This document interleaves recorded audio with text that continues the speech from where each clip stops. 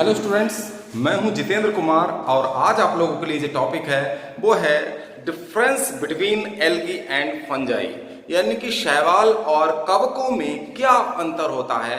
आज हम इस पर डिस्कस करने जा रहे हैं। चलिए सीधी बात करते हैं। शैवालों की शैवाल जिन्हें हम काई कहते हैं यानी कि एल्गी और शैवाल, और कवक जिनको हम फंजाई कहते हैं, और ये फंगस जो होते हैं जिनको सांप की छतरी या छत्रक के रूप में आप लोगों ने इस तरीके के देखे होंगे बरसात के दिनों में जमते हुए।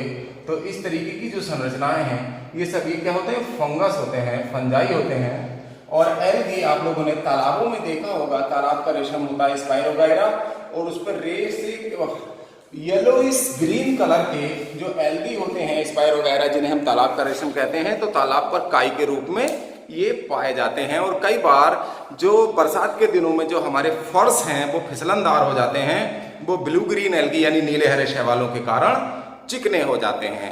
तो ये शैवाल और कवक, इन दोनों में जो मुख्य अंतर है वो आप समझ लीजिए। शैवालों में सबसे पहली जो विशेषता है ये कि ये सबसे पहले ये ऑटोट्रॉफ्स होते हैं। ऑटोट्रॉफ्स का मतलब है स्वपोषी। ये स्वपोषी होते हैं, और स्वपोषी का मतलब होता है ये अपना भोजन स्वयं बनाते हैं, यानी कि भोजन के लिए किसी पर निर्भर नहीं रहते। और इसके अलावा अगर हम फंजाई की बात करें तो फंजाई स्वपोषी नहीं होते बल्कि हेट्रोट्रॉफ्स होते हैं। इसका पहला पॉइंट होता है हेट्रोट्रॉफ्स होते हैं। ये हेट्रोट्रॉफ्स का मतलब होता है विविध पोषी या परपोषी। चलिए परपोषी लिख देते हैं, तो इसको कहते हैं हम परपोषी। परपोषी का मतलब होता है कि ये अपना भोजन स्वयं नहीं बनाते बल्कि भोजन के लिए दूसरे पदार्थों पर निर्भर रहते हैं। ऐसे जीवों को या ऐसे पौधों को हम परपोषी या हेट्रोट्रॉफ्स कहते हैं। ये सड़े गले मृत पदार्थों पर भी उग सकते हैं। अगर ये सड़े गले पदार्थों से अपना भोजन प्राप्त करेंगे तो इनको सैप्रोफिटिक कहेंगे। सैप्रोफिटिक का मतलब है मृतोपजीवी। मृतोपजीवी आप लोगों ने देखा होगा, गोबर के ढेर या कूड़ा करकट जमा रहता है तो कूड़े करकट पर ये फंगस जम जाते हैं, जिसे सांप की छतरी कहते हैं। तो अगर ऐसे स्थान पर जमेंगे तो इनको क्या कहेंगे, मृतोपजीवी। परपोषी भी 3 प्रकार के होंगे। दूसरा होता है, ये होते हैं पैरासिटिक। पैरासिटिक का मतलब है परजीवी। ये परजीवी भी होते हैं, यानी अपना भोजन स्वयं नहीं, मतलब सड़े गले मृत पदार्थों पर नहीं बल्कि किसी दूसरे जीवधारी पर रहेंगे और उसे नुकसान या हानियां भी पहुंचाते हैं। तो ऐसे और बीमारी भी उत्पन्न कर देते हैं, यानी रोग भी उत्पन्न कर देते हैं। इनको पैरासिटिक कहेंगे। पौधे और जंतुओं में, दोनों में ये रोग उत्पन्न कर देते हैं। परपोषी कवक जो होते हैं, परजीवी जो होते हैं पैरासिटिक। और तीसरा होता है सिम्बायोटिक। सिम्बायोटिक यानी कि सहजीवी। तीसरे प्रकार के होते हैं ये सिम्बायोटिक यानी कि सहजीवी कवक। ये दूसरे पौधों के साथ या किसी जीवधारी के साथ सहजीवी के रूप में रहते हैं। जैसे एक माइकोराइजा नामक कवक है जो चीड़ की जड़ में रहता है। तो माइकोराइजा सहजीवी के रूप में रहता है, चीड़ को यानी कि पाइनस ट्री को कोई नुकसान नहीं पहुंचाता, सहजीवी के रूप में रहता है, तो उनको सहजीवी कहते हैं। तो ये फंजाई जो है कैसे होंगे, सैप्रोफिटिक हो सकते हैं, पैरासिटिक या सिम्बायोटिक, तीनों प्रकार के हो सकते हैं। ये ऑटोट्रॉफ्स क्यों होते हैं इसका भी रीजन समझ लीजिए। ऑटोट्रॉफ्स होने का मतलब है क्योंकि इनमें क्लोरोफिल पाया जाता है। क्लोरोफिल को कहते हैं पर्णहरिण,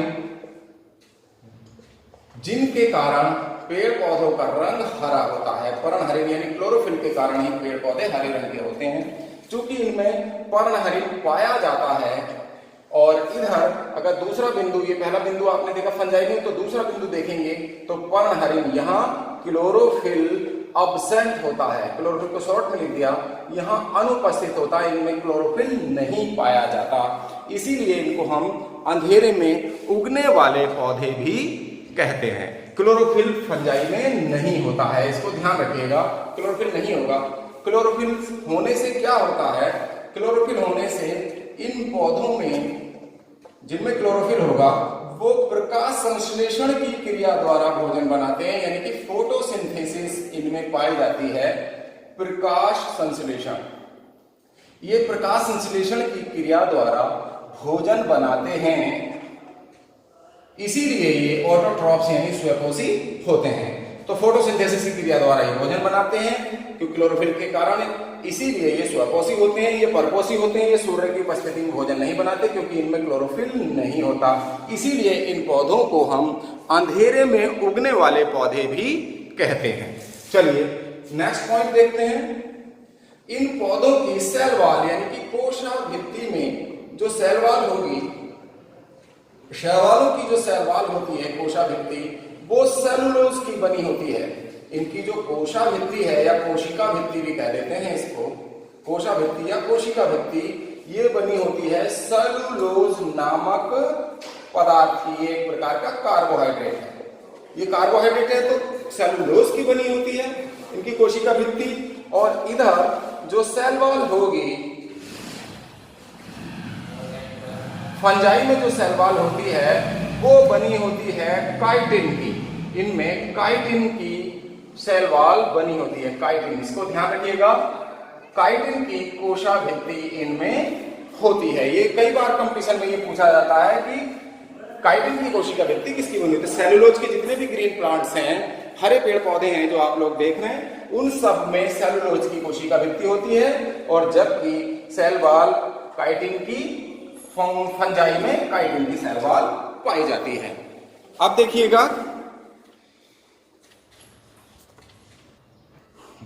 तो सेल वॉल जो है एल्गी में, शैवालों में जो सेल वॉल है कोशिका भित्ति, वो सेलुलोज की होती है। सेलुलोज एक प्रकार का कार्बोहाइड्रेट है और जितने भी हरे पेड़ पौधे हैं उनमें सेलुलोज की ही क्या है, कोशिका भित्ति पाई जाती है। और फंजाई यानी कवकों में काइटिन की सेल वॉल पाई जाती है, यानी कि फंगस में यानी कि कवकों में जो कोशिका भित्ति है वो काइटिन की बनी होती है।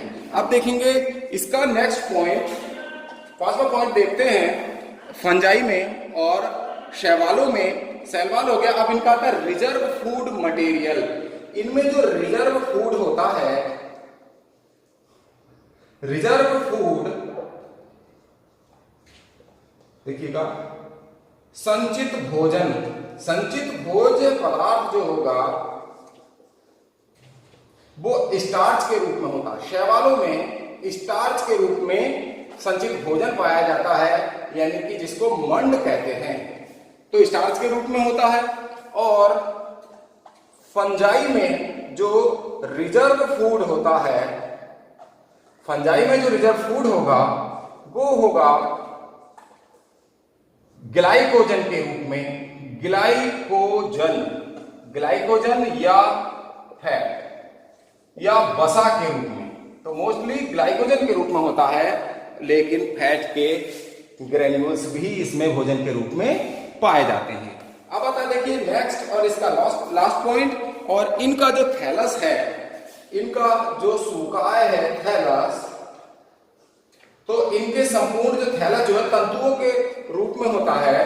तो इनके जो फिलामेंट हैं, ये फिलामेंटस होगा, तो इनका जो थैलस अगर फिलामेंटस है तो वो किसका होता है, स्यूडोपेरेन्काइमेटस होता है, स्यूडोपेरेन्काइमेटस होता है, यानी कि स्यूडोपेरेन्काइमेटस यानी आभासी, सूडो को कहते हैं आभासी, मृदुतकीय, पेरेन्काइमेटस का मतलब होता है मृदुतकीय, यानी कि आभासी, आभासी माने झूठा या कूट, कूट मृदुतकीय होता है, मृदुतक होते हैं मुलायम कोशिकाओं से बना हुआ, आभासी मुलायम कोशिकाओं से बना हुआ थैलस होता है। और जबकि इनके थैलस को, ये जो थैलस है इनका, इनके जो फिलामेंट्स होंगे,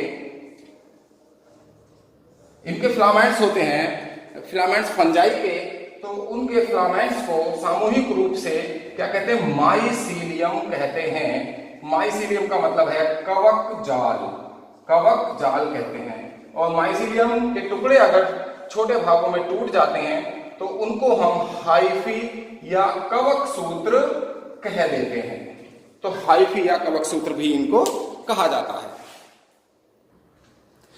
यहाँ टॉपिक ये समाप्त हो जाता है शैवाल और कवक में अंतर।